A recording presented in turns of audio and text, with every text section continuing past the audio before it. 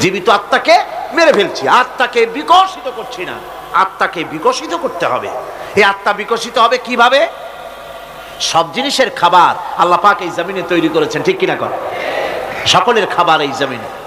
মানুষ যেহেতু তৈরি হয়েছে এই মাটি দিয়ে, সেই জন্য আল্লাহ রাব্বুল আলামিন মানুষের খাবার মাটি দিয়ে তৈরি করে দিয়েছেন। কলা দিয়েছেন, কচু দিয়েছেন, আলু দিয়েছেন, মূলা দিয়েছেন, তাল দিয়েছেন, বেল দিয়েছেন। কিন্তু যেই রুহটা আমাদের ভিতরে, যে আত্মাটা আমাদের মধ্যে, যে আত্মা থাকলে পরে বাঁচি, আত্মা না থাকলে পরে মরে যাই, সেই রুহের খাবার আমরা কেউ দিতেছি না। রুহটা কি? আল্লাহ পাক বলছেন, নবী আপনাকে প্রশ্ন করা হয়, ওয়ায়াসআলুনাকা আনির রূহ কুলির রূহু মিন আমরি রাব্বি। নবী হে, প্রশ্ন করা হয় রূহ কি জিনিস?